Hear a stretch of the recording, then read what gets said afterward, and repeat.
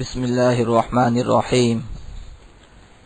ادارہ ندائے قرآن، خواتین کا درس قرآن، وقت دوپہر 3:15 بجے سے 4:15 بجے تک، تعطیل جمعہ، ہفتہ اور اتوار۔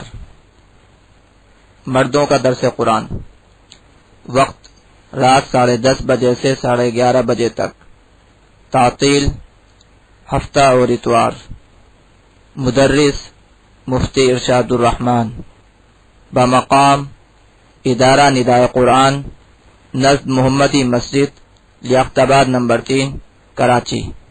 رابطہ نمبر 0322359069۔ اعوذ باللہ من الشیطان الرجیم، بسم اللہ الرحمن الرحیم۔ الرجال قوامون علی النساء بما فضل اللہ بعضهم علی بعض۔ مرد نگران ہیں عورتوں پر بسبب اس کے کہ جو فضیلت دی اللہ تعالیٰ نے ان کے بعض کو بعض پر، وبما انفقوا من اموالہم، اور اس سبب سے کہ انہوں نے خرچ کیے اپنے مالوں میں سے۔ اللہ رب العزت نے شروع سورت سے ہی یہ بیان فرمایا کہ اے لوگو، تم سب ایک جان سے پیدا کیے گئے، اور پھر اس ایک جان سے اللہ تعالیٰ نے جوڑا بنایا، اور پھر ان سے مرد عورت اللہ رب العزت نے پھیلائے۔ اور چونکہ عام طور سے معاشرے میں عورتوں کو کمزور سمجھا جاتا ہے، کمزور رکھا جاتا ہے، اور بھی جیسے یتیم، مساکین وغیرہ، ان کو کمزور سمجھا جاتا ہے، ان کا خیال نہیں رکھا جاتا، تو ان کے بارے میں بھی اللہ رب العزت نے جگہ جگہ احکامات دیے اور ترغیب دی اور تاکید فرمائی۔ اور جیسے ابھی پیچھے اللہ رب العزت نے ذکر فرمایا کہ جو خلقی اور پیدائشی چیز ہو اس کے بارے میں تمنا کرنا بیکار ہے، اس کی تمنا مت کرو، اس لیے کہ یہ اللہ رب العزت کی حکمت ہے انسانوں کے لیے کہ کس کو کیا بنانا ہے، کس میں فطری طور پر، خلقی طور پر، پیدائشی طور پر کس میں کیا صلاحیت رکھنی ہے، یہ اللہ تعالیٰ کی حکمت ہے انسانوں کے لیے۔ اور کوشش البتہ جو ہوتی ہے وہ عمل کے اعتبار سے ہوتی ہے کہ عمل کے اوپر توجہ دینا چاہیے، تو چنانچہ جو عمل کرے گا اس کو وہی کچھ ملے گا۔ عورتیں اگر عمل کریں گی تو ان کو بھی اپنے عمل کا بدلہ ملے گا، اور اگر مرد عمل کریں گے تو ان کو بھی اپنے حصے کا بدلہ ملے گا۔ اور اللہ تعالیٰ سے فضل مانگنا چاہیے، تو اللہ تعالیٰ جس کو عطا فرما دے۔ اب یہاں پر مردوں کی اور عورتوں کی حیثیت کو یہاں پر بیان فرمایا ہے معاشرے میں، اور اس سلسلے میں پہلی بات یہ سمجھ لیں کہ آپ کو پتا ہے کہ مرد عورت مل کر ایک خاندان وجود میں آتا ہے، اور ایک چھوٹی سی جمعیت اور ایک چھوٹی سی جماعت وجود میں آتی ہے، اور ان سے پھر نسل پھیلتی ہے اور خاندان، اور پھر خاندانوں سے قبیلہ، معاشرہ، ملک، اور یہ ساری چیزیں وجود میں آتی ہیں۔ تو گویا کہ کسی بھی معاشرے کی اکائی ہوتی ہے مرد اور عورت کا جوڑا، انہی جوڑوں سے مل کر معاشرہ تشکیل پاتا ہے۔ اب یہ جو جوڑا ہے مرد اور عورت کا، اس کو کس طریقے پر زندگی گزارنا چاہیے، اور کس کو کیا کام کرنا چاہیے، اور کس کی کیا حیثیت ہے اور کس کا کیا مرتبہ ہے، یہ طے کرنا بڑا ضروری ہے اس خاندانی نظام کو چلانے کے لیے، اور اسی کے اوپر بنیاد ہے پورے معاشرے کی۔ اب مثال کے طور پر ایک نظریہ اس سلسلے میں یہ ہے، جو کہ عام طور سے یورپین اقوام کا ہے، کہ جب مرد اور عورت آپس میں ملے، انہوں نے معاہدہ کیا، ان کی شادی ہوئی، تو ان کا نظریہ یہ ہے کہ دونوں بالکل ہر چیز میں برابر ہیں، اور گویا دونوں ایک دوسرے کے دوست ہیں، اور دونوں جو نظام چلائیں گے، جو معاملات کریں گے تو آپس کے مشورے سے کریں گے، اور اس طریقے پر یہ خاندان چلے گا۔ یہ ایک نظریہ ہے جو کہ یورپین اقوام کا ہے۔ اسلام کا جو نظریہ ہے اس سلسلے میں وہ یہ ہے کہ کوئی بھی جماعت، کوئی بھی گروپ، چاہے وہ چھوٹا ہو چاہے وہ بڑا ہو، اس میں ایک امیر مقرر ہونا چاہیے، اس میں ایک ذمہ دار مقرر ہونا چاہیے۔ ٹھیک ہے، اس گروپ کے جو افراد ہوں گے وہ ان کا اپنا اپنا کردار ہوگا، اپنا اپنا عمل ہوگا، اس گروپ کے حوالے سے، اس کی ذمہ داریوں کے حوالے سے، اس کے مقاصد کے حوالے سے، لیکن فیصلہ جو ہوگا وہ امیر کا ہوگا، اور امیر کا فیصلہ بعض اوقات کثرت رائے کی بنا پر ہوگا، بعض اوقات کم رائے یعنی کم افراد کی رائے کے اوپر بھی اس کا فیصلہ ہو سکتا ہے، اور بعض اوقات ایسا بھی فیصلہ ہو سکتا ہے کہ جو کسی نے نہ دیا ہو، اس کی انفرادی رائے ہو۔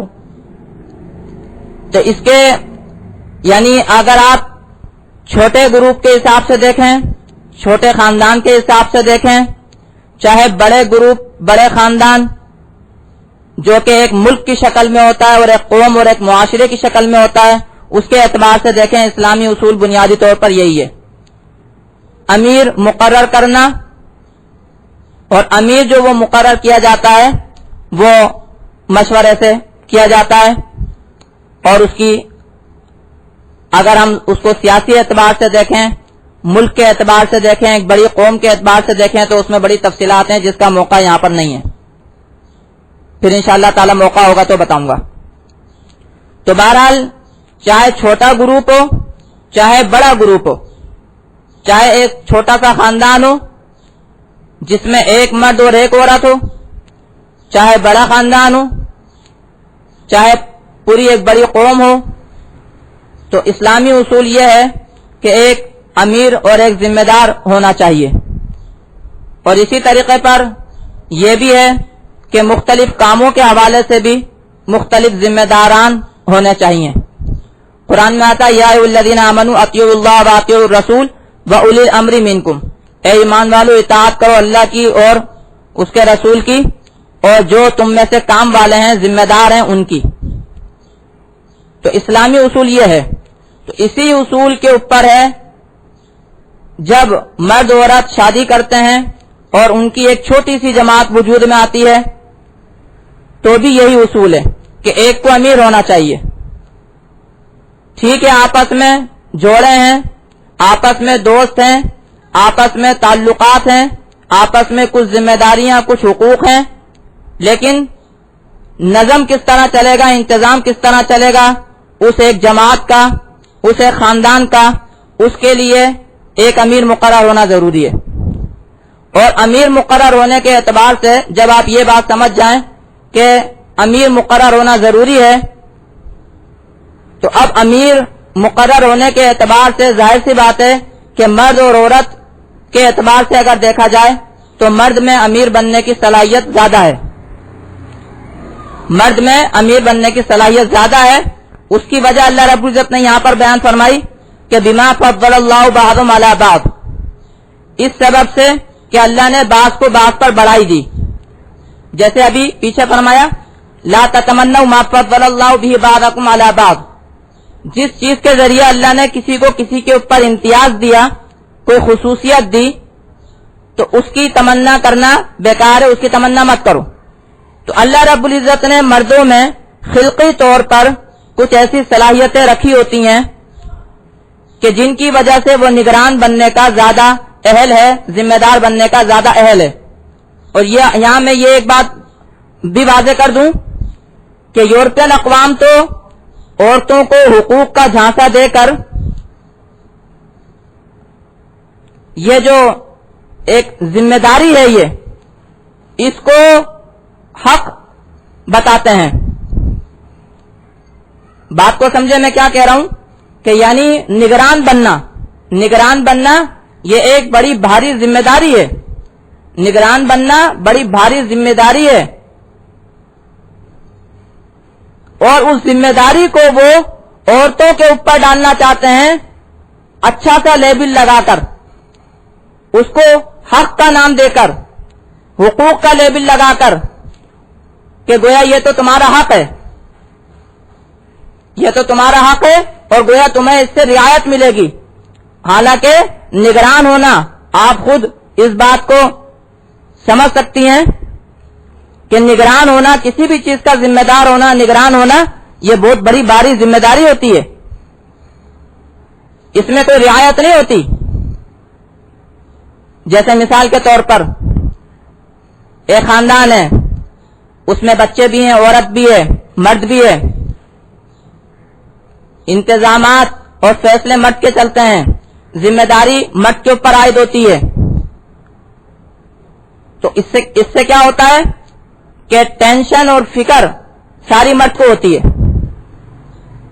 عورتوں کو, بچوں کو کوئی فکر نہیں ہوتی. کام تو ہوتے ہیں ان کے بھی, بچوں کے بھی اپنے کام ہوتے ہیں, پڑھائی لکھائی یا اور دیگر دوسرے کام بچوں کے بھی ہوتے ہیں, عورتوں کے بھی ہوتے ہیں. لیکن ذمہ داری کے انتظام کیسے چلانا ہے, کون سا معاملہ کس طریقے پر حل کرنا ہے, یہ ایک بڑی بھاری ذمہ داری ہوتی ہے. یہ اللہ تعالیٰ نے مردوں پر ڈالی ہے. اس میں عورتوں کا اپنا فائدہ اور اپنی بھلائی ہے. پہلی بات, اللہ رب العزت نے خود بتا دیا کہ اللہ نے بعض کو بعض پر ایک خصوصیت دی ہے, ایک امتیاز دیا ہے خلقی طور پر, پیدائشی طور پر. ظاہر سی بات ہے کہ آپ یہ بات واضح طور پر سمجھتی ہیں کہ اللہ تعالیٰ نے عورتوں کے ساتھ جو معاملات رکھے ہیں ولادت کے, خصوصاً ولادت کے جو معاملات اللہ نے رکھے ہیں, اس کے ساتھ عورت ان ذمہ داریوں کو, نگرانی والی ذمہ داریوں کو نہیں نبھا سکتی.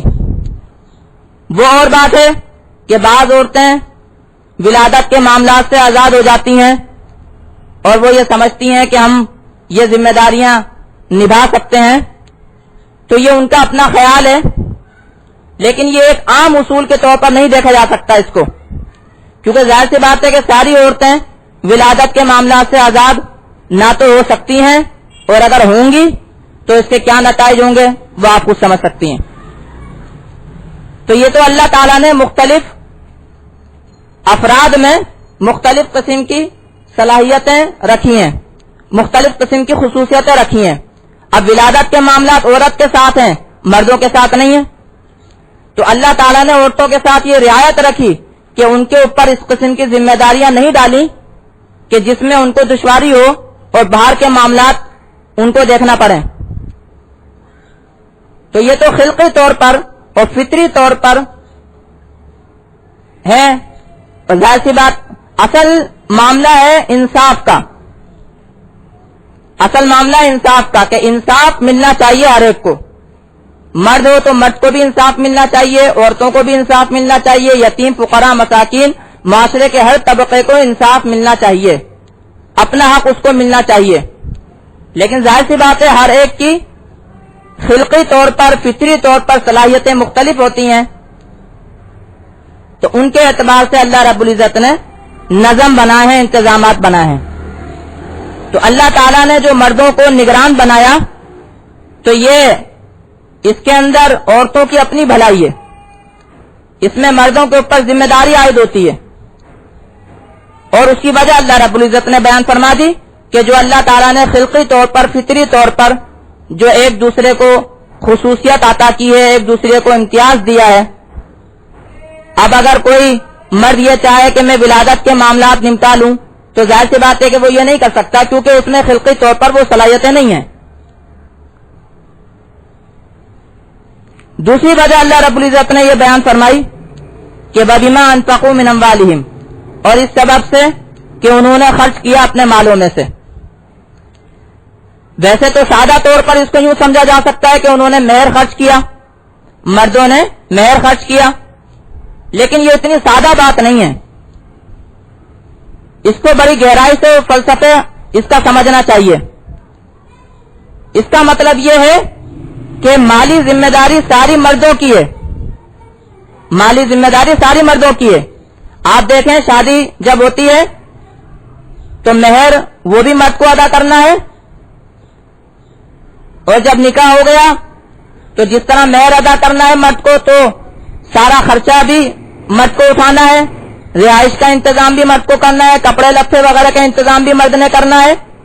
تو ساری مالی ذمہ داری مرد کی ہے. وہ اور بات ہے کہ عورت مثال کے طور پر تعاون کرے یا نہیں کرے, وہ الگ مسئلہ ہے, لیکن ذمہ داری بہرحال مرد کی ہے. تو مالی معاملات کو دیکھنے کی ذمہ داری جب مرد کی ہے تو ظاہر سی بات ہے کہ پھر انتظامات بھی مرد کے ہی ہاتھ میں ہونے چاہیے. اب کیونکہ آپ کو پتا ہے کہ ایک گھر چلانے کے لیے, ایک جماعت چلانے کے لیے, ایک خاندان چلانے کے لیے مال بھی درکار ہوتا ہے. مال درکار ہوتا ہے.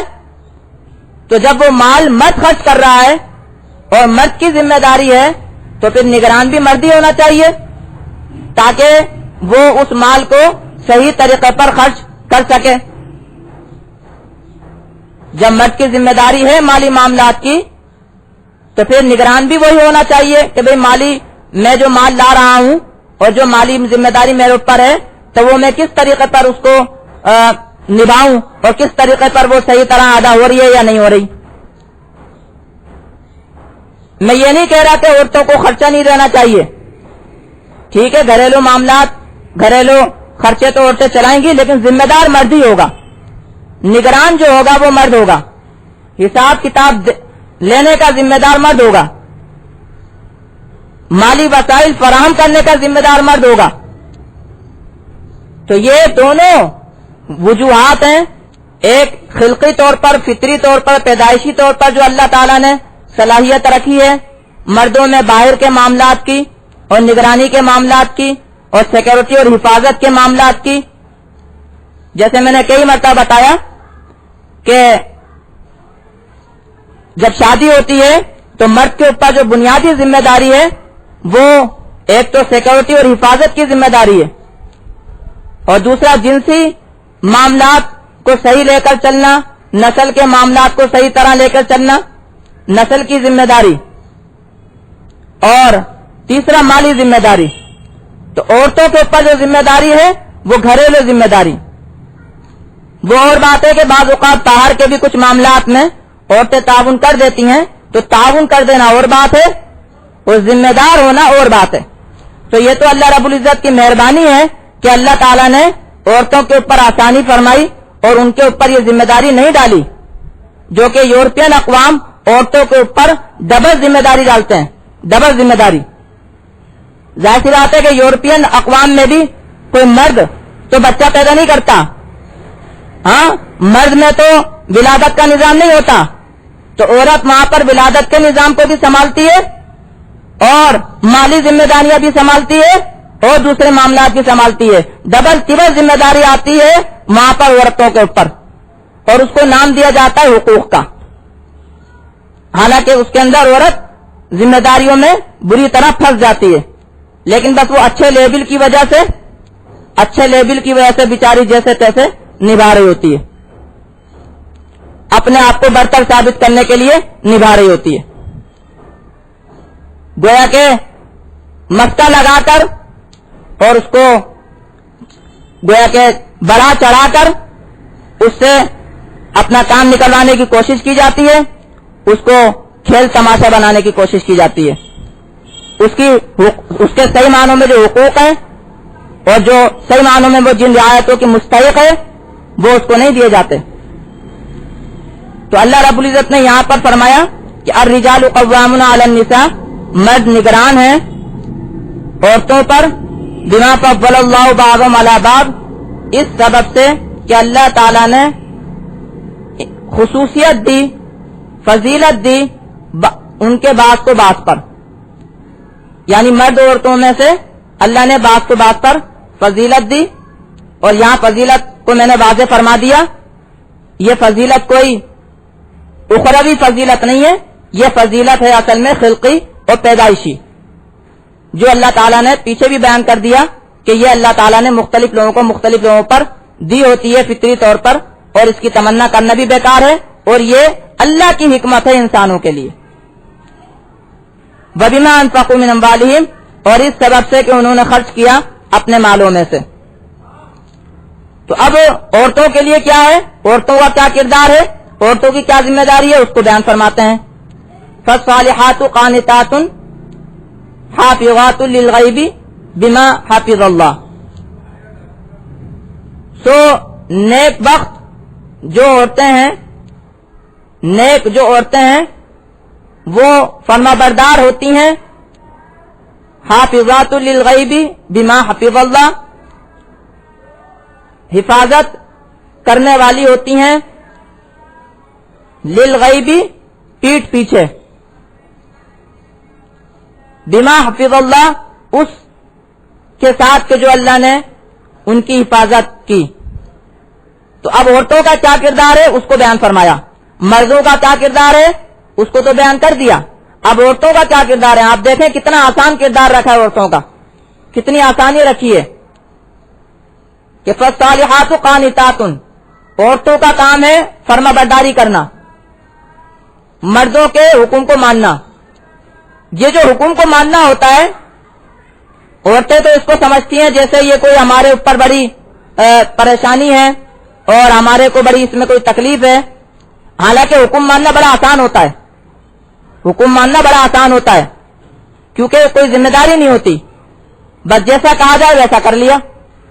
جیسے بچے ہوتے ہیں، بچے کو اوپر کوئی ذمہ داری نہیں، کوئی ٹینشن نہیں، کوئی فکر نہیں، جیسا بڑوں نے کہا ویسا کر لیا. اب اس کا اچھا نتیجہ نکلا تو بھی بڑوں کے اوپر، برا نتیجہ نکلا تو بھی بڑوں کے اوپر، ذمہ دار بڑے ہوتے ہیں. تو عورتوں کا معاملہ تو بڑا آسان ہے کہ جو کہا گیا اس کو مان لیا، تو بس کوئی ذمہ داری نہیں، کوئی ٹینشن نہیں، کوئی فکر نہیں. تو یہ معاملہ بڑا آسان ہے.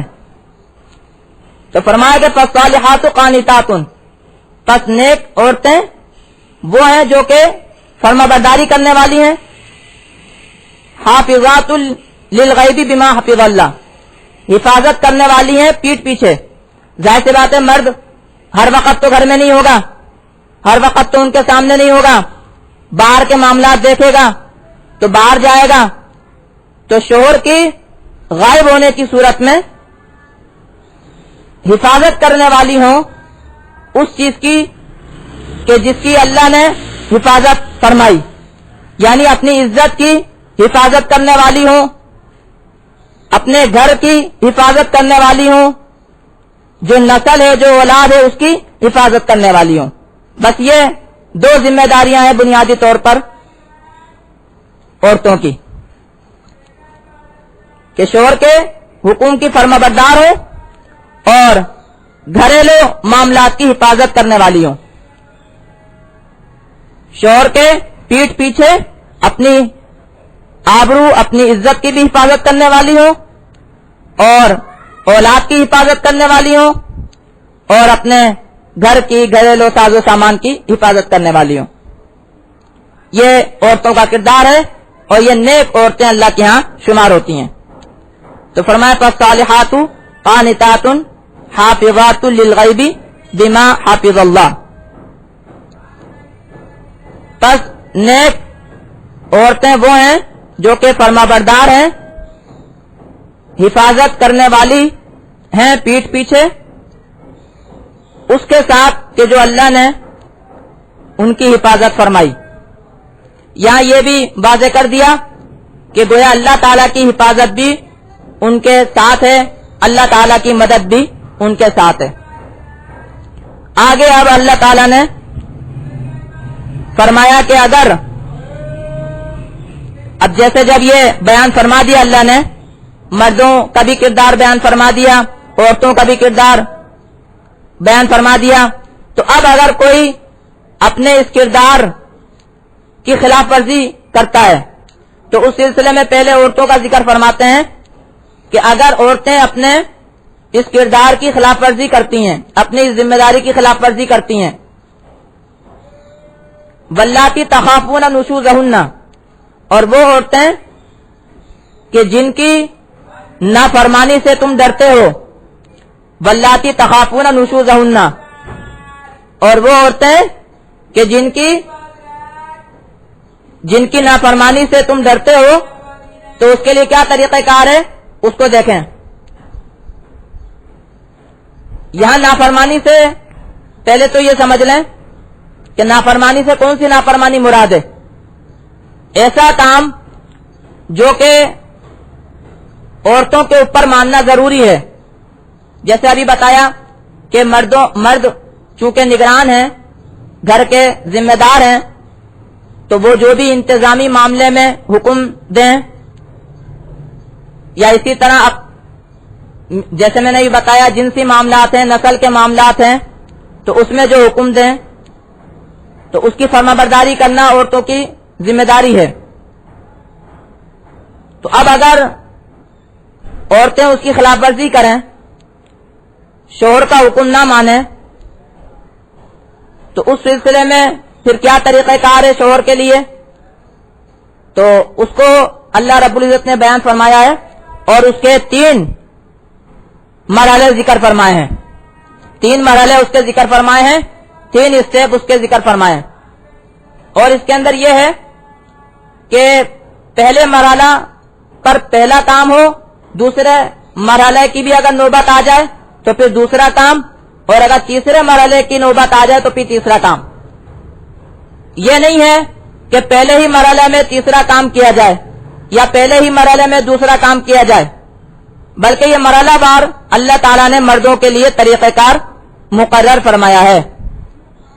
اور اس سے آپ اندازہ لگا لیں کہ اللہ تعالیٰ نے جو طریقہ کار مقرر فرمایا ہے مردوں کے لیے، اگر مرد اس کی خلاف ورزی کریں گے تو مرد اللہ کے آگے گناہگار ہوں گے.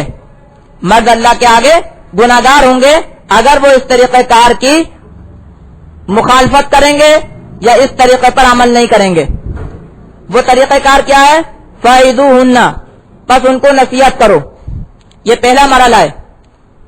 ان عورتوں سے متعلق جو مرد کا حکم نہ مانے، شوہر کا حکم نہ مانے، جو حکم ان کے لیے ماننا ضروری ہے وہ حکم نہ مانے، تو پہلا مرحلہ یہ ہے کہ ان کو نصیحت کرے، مختلف انداز سے ان کو سمجھائے. ظاہر سی بات ہے انسان ہے، مسلمان ہے، سمجھ جائیں گی، زیادہ امید یہی ہے. دوسرا مرحلہ میں فرمایا کہ وَاهْجُرُوهُنَّ فِي الْمَضَاجِعِ، اور ان کو چھوڑ دو خواب گاہوں میں. مضاجع مضجع کی جمع ہے، لیٹنے کی جگہ کو کہتے ہیں. بستروں میں ان کو چھوڑ دو، یعنی ان سے میل ملاپ مت کرو. یہ دوسرا مرحلہ ہے. اگر پہلے مرحلے میں بھی کامیابی نہ ہو، سمجھانے کے اوپر بھی وہ نہ سمجھیں، فرما برداری پر نہ آئیں اور نافرمانی پر ہی اڑی رہیں، بات نہ مانیں، تو اس سلسلے میں پھر دوسرا مرحلہ یہ ہے کہ ان کو بستروں میں علیحدہ کرو، یعنی ان سے میل ملاپ مت رکھو. جو عورتیں صحیح فطرت والی ہوں گی، مرد سے، اپنے شوہر سے محبت رکھنے والی ہوں گی، شوہر کے ساتھ ان کے تعلقات اچھے ہوں گے، تو یقیناً وہ اس طریقہ کار سے بھی ان کو نصیحت ہو سکتی ہے، اور اس سے بھی وہ یہ بات سمجھ سکتی ہیں کہ شوہر جو ہے وہ ناراض ہے اور اس کی وجہ سے ہمارے کو پریشانی ہوگی اور ہمیں تکلیف اور دکھ ہوگا، اور شوہر کو بھی تکلیف اور دکھ ہے، تو اس لیے اس کی بات ماننی چاہیے. تو یہ دوسرا مرحلہ ہے. وَاهْجُرُوهُنَّ فِي الْمَضَاجِعِ، اور چھوڑ دو ان کو بستروں میں. وَاضْرِبُوهُنَّ، یہ تیسرا مرحلہ ہے، اور مارو ان کو. یہ تیسرا مرحلہ ہے. اگر پہلے مرحلے سے بھی ان میں بہتری نہ آئے، فرما برداری پر نہ آئے، دوسرا مرحلہ کر کے دیکھا کہ ان سے میل ملاپ بند کر دیا. اور یہاں میں ایک بات واضح کر دوں، بہت سمجھنے کی ہے، اور بہت سارے لوگ یہ غلطی کرتے ہیں، مرد بھی اور عورتیں بھی، کہ یہاں بات چیت بند کرنے کو منع نہیں کیا گیا ہے، بستروں میں علیحدہ کرنے کو کہا گیا ہے. میل ملاپ بند کرنے کو کہا گیا ہے، بات چیت بند کرنے کو نہیں کہا گیا۔ عام طور سے ایسا ہوتا ہے کہ میاں بیوی کے درمیان یا اور بعض اوقات مختلف رشتہ داروں کے درمیان، اولاد کے درمیان، باپ اور اولاد کے درمیان، مختلف لوگوں کے درمیان کوئی لڑائی جھگڑا، کوئی بات ہو جاتی ہے، ناراضگی ہو جاتی ہے تو بات چیت بند کر دیتے ہیں۔ حضور اقدس صلی اللہ علیہ وسلم نے ارشاد فرمایا کہ مسلمان کے لیے جائز نہیں ہے کہ اپنے مسلمان بھائی سے 3 دن سے زیادہ بات چیت بند رکھے، یہ جائز نہیں ہے، اور اس کے بڑے نقصانات ہوتے ہیں۔ یہ جتنے لڑائی جھگڑے طول پکڑتے ہیں، لمبے ہو جاتے ہیں، اس کی وجہ یہی ہوتی ہے کہ بات چیت بند کر دیتے ہیں، اور وہ بات چیت بند 3 دن سے زیادہ ہو جاتی ہے، اور پھر مدت بڑھتی چلی جاتی ہے، نفرتیں بڑھتی چلی جاتی ہیں۔ اور یہ جو 3 دن تک کی بھی جو اجازت ہے، یہ انسان کی فطرت کو سامنے رکھتے ہوئے کہ چلو ٹھیک ہے، ناراضگی ہے تو اس ناراضگی میں کچھ وقت تو ایسا ہوتا ہے کہ بات چیت کرنے کا دل نہیں کرتا، تو ٹھیک ہے 3 دن تک کی اجازت ہے کہ 3 دن تک بات چیت بند رکھی جا سکتی ہے، لیکن 3 دن کے بعد بات چیت بند رکھنا بالکل ناجائز ہے، بالکل اور گناہ ہے، اور اس سے سخت نقصان ہوتا ہے۔ دراریں بڑھتی چلی جاتی ہیں، نفرتیں بڑھتی چلی جاتی ہیں، فائدہ کوئی نہیں ہوتا، الٹا نقصان ہوتا ہے، ٹینشنیں بڑھ جاتی ہیں۔ تو بات چیت بالکل بند نہیں کرنا چاہیے، یا یہ ہے کہ اگر بات چیت بند ہونے کی نوبت آئے تو 3 دن سے زیادہ بالکل نہیں۔ اور جیسے حدیث میں آتا ہے، حضور صلی اللہ علیہ وسلم نے ارشاد فرمایا سلمن قطعت، الفاظ پر دھیان دیں، فرمایا کہ جوڑ اس سے جو تجھ سے قطع کرے، جو تجھ سے توڑے تو اس سے جڑ، سل تو جڑ، من قطعت جس نے تجھ سے توڑ پیدا کیا اس سے تو جڑ۔ اب وہ لوگ کہتے ہیں کہ بھئی وہ تو بات کر ہی نہیں رہا، وہ بات کرے گا تو میں بات کروں۔ تو حدیث میں یہ نہیں آیا کہ اس سے جوڑ پیدا کرو جو تم سے جڑے، حدیث میں یہ آیا جو تم سے ٹوٹے اس سے جوڑ پیدا کرو، اس سے جوڑے جو تم سے ٹوٹے، جو تم سے قطع تعلق کرے۔ تو اس لیے ہر آدمی کا یہ فرض ہے، ہر مرد عورت کا یہ فرض ہے کہ وہ خود سے تعلقات کو جوڑے، ٹوٹے ہوئے تعلقات کو جوڑے، بھلے سے آگے والا سامنے والا توڑے گا اور وہ توڑ رہا ہے، وہ ٹوٹ رہا ہے، لیکن آپ نے جوڑنا ہے۔ یہی اسلامی تعلیم ہے اور اسی میں فائدہ ہے۔ اور اگر اس کا نفسیاتی تجزیہ کریں اور اس کے فلسفے پہ غور کریں تو بھی یہی بات صحیح ہے، اس لیے کہ ظاہر سی بات ہے کہ کسی نہ کسی کو تو پہل کرنی ہے، ورنہ تو نفرتیں بڑھتی جائیں گی، دراریں بڑھتی جائیں گی، فائدہ کسی کا نہیں ہوگا، سبوں کا نقصان ہوگا۔ تو پہل تو کسی نہ کسی نے ویسے بھی کرنی ہے، تو آپ پہل کریں تو یہ اجر آپ کے حصے میں۔ حضور صلی اللہ علیہ وسلم نے ارشاد فرمایا کہ پہلوان وہ ہے جو اپنے نفس کو پچھاڑ دے، دوسرے کو پچھاڑنے والا پہلوان نہیں ہے، اپنے نفس کو پچھاڑنے والا پہلوان ہے۔ تو اپنے نفس کو دبا کر، اپنے نفس کو پچھاڑ کر جو حدیث پر عمل کرے گا وہ ہے پہلوان، وہ ہے بہادر۔ تو یہ بات یاد رکھیں کہ بات چیت بند نہیں کرنی چاہیے، ٹھیک ہے، ناراضگی ہے، غصہ بھی ہوں گے، اور جیسے یہاں پر بھی طور طریقے بیان ہوئے مرد کے لیے بھی کہ نصیحت کرے، نصیحت سے بھی نہ مانے تو میل ملاپ، بستر میں میل ملاپ کو بند کر دے، لیکن بات چیت بند نہ کرے۔ اور آخری اور تیسرا مرحلہ فرمایا کہ وَاضْرِبُوهُنَّ کہ مارو۔ اور یہاں پر آپ دیکھیں وَاضْرِبُوهُنَّ کا جو لفظ ہے مارنے کا، تو اس میں علماء نے بھی لکھا ہے کہ ایک تو ہوتا ہے مارنا تعذیب کے لیے یعنی ادب سکھلانے کے لیے، اور ایک ہوتا ہے مارنا تعذیب کے لیے یعنی عذاب کے لیے، سزا کے لیے۔ اسی طرح ایک ہوتا ہے مارنا تعزیرن سزا کے لیے، تو ان میں فرق ہوتا ہے۔ تعذیب کے لیے جو مارنا ہوتا ہے ادب سکھلانے کے لیے، اس کے طور طریقے الگ ہیں، باپ جو بچے کو مارتا ہے وہ بھی تادیب ادب سکھلانے کے لیے. اسی طرح آخری مرحلے میں شوہر عورت کو مارے گا, شوہر اپنی بیوی کو مارے گا تو وہ بھی ادب سکھلانے کے لیے. تو تادیب کے طور پر جو مارنا ہوتا ہے اس میں حدیں ہیں. اس کی حد یہ ہے کہ اتنا ایسا نہیں مارے کہ جس سے نشان پڑ جائے, ایسا نہیں مارے کہ جس سے نشان پڑے, ایسا نہیں مارے کہ جس سے زخمی ہو, ایسا نہیں مارے کہ جس سے خدا نہ خواستہ کوئی ہڈی وغیرہ کا نقصان ہو. گویا کہ ایسا مارے کہ جس سے اس کو نصیحت بھی ہو جائے اور کچھ تکلیف ہو اور نصیحت ہو جائے اور مار کا اثر کچھ وقت میں ختم ہو جائے. بچے کو مارنے کا بھی یہی اصول ہے. اور آخری مرحلے میں عورت کو اپنی بیوی کو مارنے کا بھی یہی حکم ہے. جو سزا کے طور پر مارا جاتا ہے وہ عدالت کا اختیار ہوتا ہے, اور جو عذاب کے طور پر ہوتا ہے وہ اللہ کا ہوتا ہے. عذاب اللہ دیتا ہے, بندہ نہیں. سزا عدالت دیتی ہے. تو سزا کے طور پر مارنا اور ہوتا ہے, جیسے کوڑے ہوتے ہیں تو کوڑوں میں ظاہر سی بات ہے نشان بھی پڑے گا, یا جیسے قتل کے بدلے میں قتل ہوتا ہے تو اس میں جان بھی جائے گی, اس میں خون بھی بہے گا, لیکن وہ عدالت کا اختیار ہوتا ہے, وہ انسان کا اختیار نہیں ہوتا, شوہر کا اختیار نہیں ہوتا, بیوی کا اختیار نہیں ہوتا. جیسے بعض شوہر اپنی بیوی کو قتل کر دیتے ہیں کسی وجہ سے, تو یہ بالکل غلط ہے, اسلامی نہیں ہے, یہ غیر اسلامی ہے.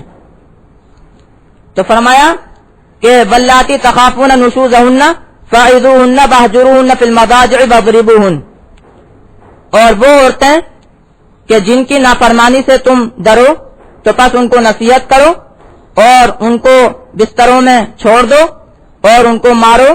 فإن اطعنکم فلا تبغوا علیہن سبیلا, بس اگر وہ تمہاری اطاعت کر لیں تو پس مت تلاش کرو ان کے اوپر راستہ. اگر ان میں سے کسی بھی طریقے سے وہ سدھر جائیں, اطاعت کر لیں تو بس معاملہ ختم. پھر ان کو کوچ خرید نہیں کرنا, پھر تانا زنی نہیں کرنا, پھر عیب جوئی نہیں کرنا, کیونکہ اس سے پھر مزید ضد اور عناد پیدا ہوگا اور پریشانی اور تکلیف اور دکھ ہوگا. تو فلا تبغوا علیہن سبیلا, تو پس اگر وہ اطاعت کر لیں تمہاری تو پس مت ڈھونڈو, مت تلاش کرو ان کے اوپر کوئی راستہ. ان اللہ کان علیا کبیرہ, بے شک اللہ تعالیٰ ہے بلند بڑا. یہاں پر اللہ رب العزت نے جو اپنی صفات ذکر فرمائی ہیں اندازہ لگائیے آپ. علی کی صفت اللہ نے یہاں پر بیان فرمائی بلند. مرد یہ نہ سمجھے کہ میں عورت پر بلند ہوں, اللہ بلند ہے سب پر. مرد یہ نہ سمجھے کہ میں بڑا ہوں, اللہ بڑا ہے. ان اللہ کان علیا کبیرہ, بے شک اللہ تعالیٰ بلند بڑا ہے. مرد یہ نہ سمجھے کہ میں بلند ہوں عورت پر تو اس لیے میرے کو یہ حقوق مل رہے ہیں.